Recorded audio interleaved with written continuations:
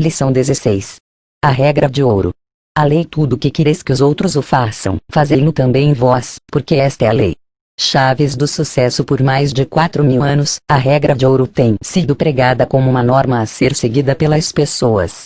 Infelizmente, o mundo tem aceitado as palavras que a compõem, mas esqueceu-se completamente do espírito que existe nela. Aceitamos a sua filosofia como uma regra sólida de conduta ética, mas temos fracassado na compreensão da doutrina que lhe serve de base. Muitos a usam em seus discursos, todos a conhecem, mas poucos a compreendem. Muito menor ainda é o número dos que a praticam. Todas as nossas ações e pensamentos, mais cedo ou mais tarde, acabam se voltando contra nós, para o bem ou para o mal. Por isso, não basta conhecer e acreditar na regra de ouro. É preciso praticá-la.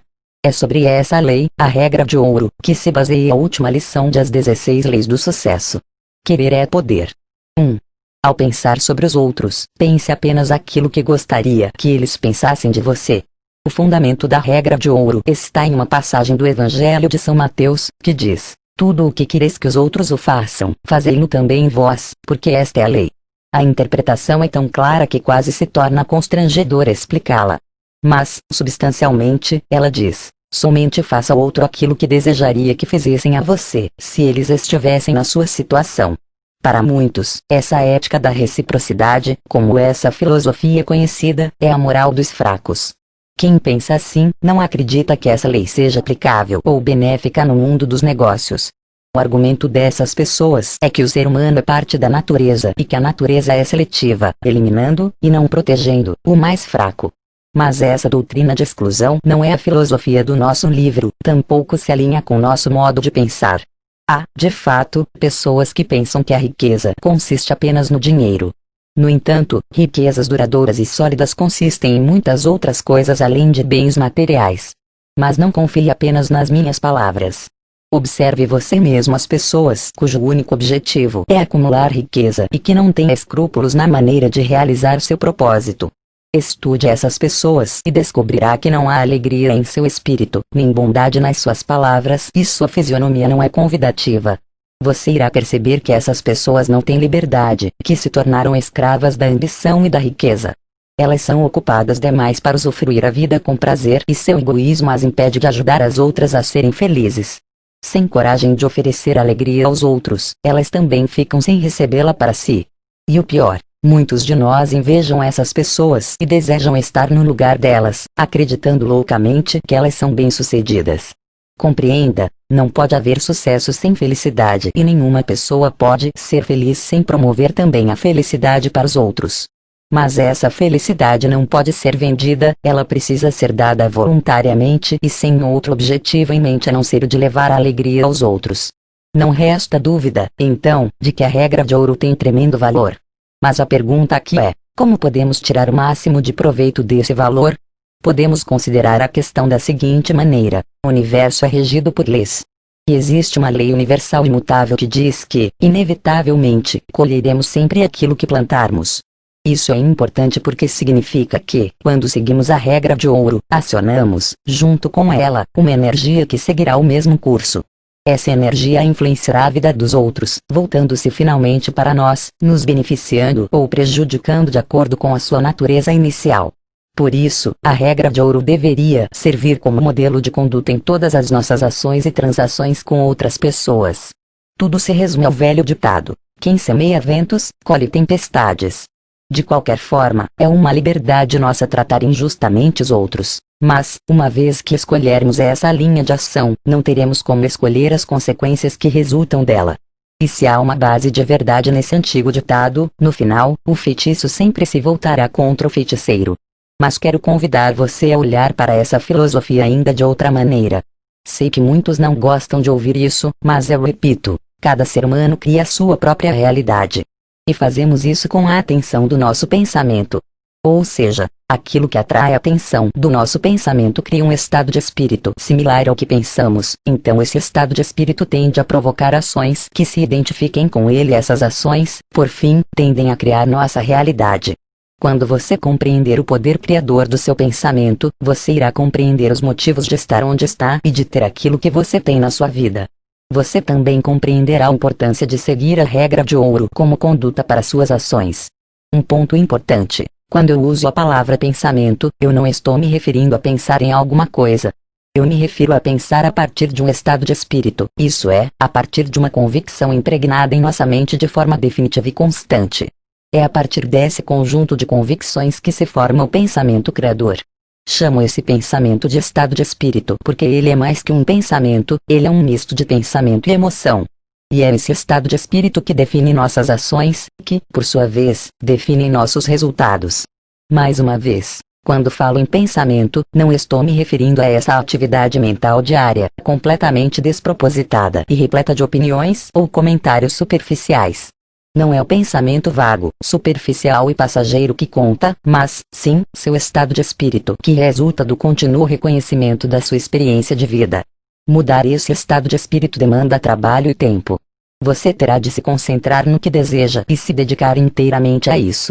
Pensar nisso como pensa quando tem uma decisão importante a tomar. Terá de exercer o tipo de pensamento que exerce quando, no exame final do ensino médio, tinha um problema de matemática para resolver. A questão aqui é, quando uma pessoa age de forma desleal e desonesta, essa atitude, geralmente, faz parte do seu estado de espírito. E se criamos aquilo que nutrimos em nosso estado de espírito, inevitavelmente acabaremos por criar deslealdade e desonestidade na nossa vida. Você já percebeu que pessoas que costumam enrolar as outras sempre estão elas mesmas enroladas? O que eu quero dizer é que, se você observar os ambientes à sua volta, facilmente poderá perceber o que afirmei acima. Irá notar, por exemplo, que pessoas que nutrem muito ódio e raiva dentro de si, geralmente, têm uma tendência maior a serem atacadas por outras, também cheias de ódio. A razão disso? O sentimento de ódio de uma pessoa desperta o mesmo sentimento adormecido na outra. Não pode haver sucesso sem felicidade e nenhuma pessoa pode ser feliz sem promover a felicidade também para os outros. 2. O pensamento positivo cria uma personalidade positiva, o negativo, uma personalidade negativa. A lógica, então, é a seguinte: quando você pratica um ato de bondade, deposita uma carga de energia positiva em sua consciência. Se praticar um número suficiente de atos semelhantes, desenvolverá um estado de espírito positivo, que atrairá para perto de você pessoas com esse mesmo espírito positivo. Como vimos anteriormente, as pessoas que atraímos, geralmente, têm um espírito similar ou igual ao nosso. Por isso, a tendência das pessoas que nos cercam é agir da forma como nós agimos. Assim, elas tendem a retribuir nossas atitudes e as ações que praticamos. Uma das histórias mais interessantes que ilustram esse conceito é a seguinte: tempos atrás, em um distante e pequeno vilarejo, havia um lugar conhecido como o Castelo dos Mil Espelhos. Um cachorrinho pequeno e feliz, chamado Eros, ouviu falar do lugar e decidiu visitá-lo. Assim que chegou no castelo, Eros foi saltitando feliz escada acima até a entrada. Curioso, já na porta, olhou para dentro com suas orelhinhas levantadas e balançando o rabo agitadamente. Eros ficou muito surpreso ao se deparar com outros 1000 cachorrinhos, todos tão felizes e curiosos quanto ele. Todos receptivos, balançando a cauda e olhando alegres para ele. Que mágico! Ele pensou. Eros então não conseguiu se conter e abriu um enorme sorriso. Outra vez, foi correspondido com 1000 sorrisos tão grandes quanto o dele. Parecia inacreditável, um castelo onde todos os cachorrinhos eram felizes e receptivos. Quando saiu do castelo, Eros pensou: o mundo é mesmo muito belo. Que lugar maravilhoso! Voltarei sempre aqui, um montão de vezes. No mesmo vilarejo, havia outro pequeno cãozinho chamado Bronco. Ao contrário de Eros, ele era triste, ranzinza e vivia arrumando encrenca. Ao ouvir comentários sobre a empolgada história de Eros, Bronco decidiu visitar o tal castelo. Quando chegou lá, suspeito, com sua cara fechada e hostil, subiu as escadas lentamente com os olhos fixos na porta. Quando olhou porta adentro, confirmando sua suspeita, viu 1000 olhares hostis de cachorrinhos mal-humorados e ranzinzas para ele. Sentindo-se ameaçado, rosnou, mostrando os dentes, e ficou horrorizado ao ver que os 1000 cachorrinhos também rosnaram e mostraram os dentes para ele. Ele então saiu dali correndo. Que lugar horrível, nunca mais volto aqui, pensou. Na vida, podemos agir como Eros ou como Bronco. Afinal, o universo é como o castelo dos 1000 espelhos. O que vemos nele é apenas um reflexo do que somos. Você quer felicidade? Paz? Você quer pessoas honestas, leais, bondosas e generosas na sua vida? Seja uma pessoa assim. Trate as demais como você deseja ser tratado. A lei da compensação toma conta do resto. 3. Nossa reputação é feita pelos outros. Nosso caráter, por nós mesmos. A maioria das pessoas se preocupa demais com sua reputação, quando deveria se preocupar muito mais com seu caráter. Buscamos, ao longo da vida, uma reputação positiva e tentamos controlá-la cuidando da nossa imagem externa. Isso quase sempre representa frustração. Por quê? Ora, porque não temos controle sobre nossa reputação. A reputação é uma coisa externa, alheia a nós. Ela é criada e existe na mente dos outros. Ela representa o que os outros acreditam que somos. Por isso, ela foge do nosso controle. Com o caráter, o caso é diferente. Nosso caráter é aquilo que verdadeiramente somos. É o resultado das nossas convicções, dos nossos pensamentos e dos nossos atos. Ao contrário do que ocorre com a reputação, temos controle absoluto sobre o caráter. Podemos torná-lo fraco ou forte, bom ou mau, claro ou confuso. Quando temos um caráter íntegro, a reputação geralmente segue o passo, mas, mesmo que não seja assim, não nos importamos muito, porque ela perde seu significado. Deixamos de nos preocupar tanto com ela. A questão aqui é, ninguém consegue destruir nosso caráter, exceto nós mesmos. Nada pode nos dar tranquilidade senão nós mesmos. Nada pode nos dar paz senão o triunfo dos princípios como integridade, honestidade, generosidade, igualdade, caridade e liberdade.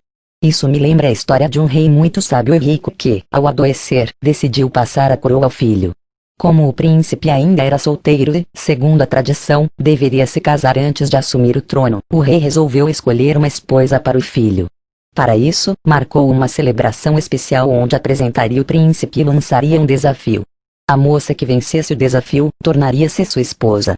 Uma serva muito pobre do palácio ouviu os comentários sobre o desafio e ficou muito triste, pois sabia que sua filha, uma moça humilde, mas muito bela e honesta, nutria um sentimento especial pelo príncipe. O sonho da moça era, pelo menos, algum dia, poder ver o príncipe de perto. Quando a mãe chegou em casa, a filha estava à sua espera. Ela também já havia sido informada sobre as intenções do rei e esperava a autorização da mãe para participar do desafio. Cética, a mãe tentou desencorajá-la. Minha filha, o que você faria lá? Estarão presentes as mais belas e ricas moças da corte. Tire essa ideia de sua cabeça. Eu sei o quanto gosta do príncipe, sei que deve estar sofrendo, mas não transforme esse sofrimento em uma tortura ainda maior. Mãe, respondeu a filha, sei que não serei a escolhida. Mas é minha única oportunidade de ficar, pelo menos alguns momentos, perto do príncipe. Isso já me fará feliz. Mesmo relutante, a mãe acabou consentindo e, no dia da celebração, a moça foi ao palácio. Lá, de fato, estavam não só as mulheres mais belas e ricas do reino, mas também as de inúmeros reinos vizinhos. Seus vestidos eram lindos. Estavam cobertas de joias valiosas e com maquiagens impecáveis. A moça, tímida e humilde, manteve-se discreta num canto, esperando o príncipe aparecer e anunciar o desafio. Enfim, no final da tarde, o momento chegou. O rei apresentou o príncipe, que anunciou o desafio. Darei a cada uma a semente de uma rara espécie de flor. Daqui a 3 meses, vamos ter outra celebração. A jovem que souber cultivar melhor a semente e trouxer a flor mais bela, será a minha esposa. A filha da serva pegou sua semente e foi para casa muito feliz, repleta de esperanças. Na verdade, contra todas as perspectivas, ela teria uma chance. Ela somente precisaria cultivar a flor com todo o cuidado possível. Era isso que ela faria. Na manhã seguinte, plantou a semente num vaso e passou a tratá-la com todos os cuidados possíveis. Desejava que a beleza da flor fosse da intensidade de seu amor pelo príncipe. Se isso acontecesse, ela já se sentiria satisfeita. O tempo passou e 1 mês depois, a semente ainda não havia germinado. A jovem tentou de tudo, fez uso de todos os métodos que conhecia, mas não conseguia fazer com que a semente germinasse. Dia após dia, seu sonho parecia mais distante, mas seu amor não permitia que ela desistisse. Por fim, os 3 meses haviam passado e a semente não havia germinado. E agora, o que fazer? Dias antes da celebração, ela já implorava, desesperada, para que sua mãe a deixasse retornar ao palácio. Ela não pretendia nada além de passar mais alguns momentos na companhia do príncipe. Queria ficar perto dele, só isso. A mãe era contra. Queria proteger a filha da vergonha e humilhação. Sabia que ela ficaria machucada para sempre. Mas, por fim, consentiu que a filha fosse. No dia da celebração, ela estava lá. Temendo que talvez não a deixassem entrar sem a flor, ela levou seu vaso, embora vazio. Todas as outras jovens traziam flores lindas, robustas, coloridas e cheirosas. Havia rosas, violetas, jasmins, orquídeas, todas, das mais variadas formas e cores. A pobre filha da serva do palácio estava triste, frustrada e envergonhada com seu pote vazio. Sentia-se humilhada, mas também grata por estar ali. O que ela poderia ter feito se a semente não germinara? No final da tarde, chegou o grande momento da escolha. As mulheres foram todas colocadas em um círculo. Para ficar mais perto do príncipe, a moça foi lá, com seu pote vazio. O príncipe observou cada uma das pretendentes. Parecia muito satisfeito com as flores que haviam trazido. Após analisar uma a uma, ele retornou ao centro do círculo para anunciar o resultado. Que surpresa! Entre todas, o príncipe escolheu justamente a filha da serva do palácio, que trazia um pote vazio. As pessoas tiveram as reações mais inesperadas. Ninguém compreendia por que o príncipe havia escolhido justamente aquela moça que nem mesmo conseguira cultivar sua semente. Então, calmamente, o príncipe explicou o motivo de sua escolha. Esta bela moça, ele disse, foi a única que cultivou a flor que a tornou digna de se tornar minha esposa e rainha. Ela cultivou a flor da honestidade, pois todas as sementes que distribuí naquela tarde, 3 meses atrás, eram sementes falsas e, portanto, estéreis. Gosto dessa história porque ela nos ensina uma coisa importante. Pense sobre o assunto. Quantas vezes nos tornamos falsos e superficiais, tentando imitar outra pessoa porque achamos que ser quem verdadeiramente somos parece muito pouco. Aparecer com um pote vazio, quando todo mundo aparenta ter conseguido cultivar flores robustas e coloridas, parece duro, árduo, triste e até humilhante. Mas nada impressiona e recompensa tanto quanto a honestidade, ainda que ela possa parecer feia como um pote vazio. Se a filosofia da regra de ouro for compreendida e aplicada como deve ser, ela impede qualquer atitude desonesta. E mais, impede a prática de todas as demais atitudes destruidoras como o egoísmo, a violência, a inveja, o ódio e a malícia. Quando vivemos a regra de ouro na prática, tornamo-nos, simultaneamente, juízes e réus de nós mesmos.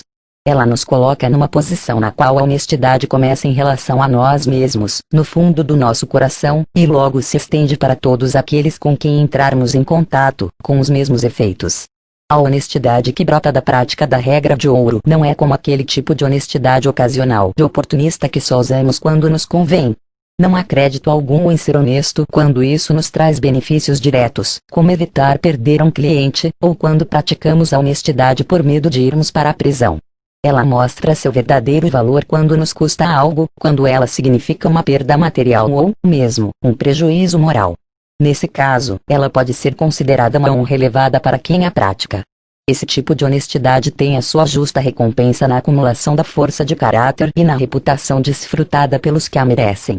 Resulta daí o fato de que as pessoas que compreendem e vivem a filosofia da regra de ouro, na prática, são sempre escrupulosamente honestas. E são assim não só porque querem agir honestamente com os outros, mas também porque querem agir honestamente consigo mesmas. Em outras palavras, elas compreendem a lei eterna sobre a qual se baseia a regra de ouro. E, por isso, sabem que, por meio da cooperação dessa lei, todos os pensamentos que formulam e todos os atos que praticam têm a sua compensação em qualquer circunstância que terão de enfrentar no futuro. Enquanto a honestidade for um objeto de louvor, a desonestidade seguirá sendo normal. 4. O que quer que façamos aos outros fazemos também a nós mesmos. Se todos os nossos atos e mesmo nossos pensamentos são registrados no nosso subconsciente, por meio do princípio da autossugestão, fazendo assim do nosso caráter uma duplicação exata dos nossos pensamentos e atos, torna-se fundamental vigiar nossos pensamentos, assim como nossos atos. Essa é uma das principais razões para seguirmos a regra de ouro de forma irrevogável. Em outras palavras, cada ato e cada pensamento que formulamos modifica o nosso caráter em exata conformidade com esse pensamento ou ato, e o nosso caráter é uma espécie de imã que atrai para nós as pessoas e as condições que se harmonizam com ele. Não podemos condescender com um ato ou com outra pessoa sem que antes tenhamos criado a natureza desse ato no nosso pensamento. Da mesma forma, não podemos formular um pensamento sem implantar a soma, a substância e a natureza desse pensamento no nosso subconsciente, de modo que ele se torne parte do nosso próprio caráter.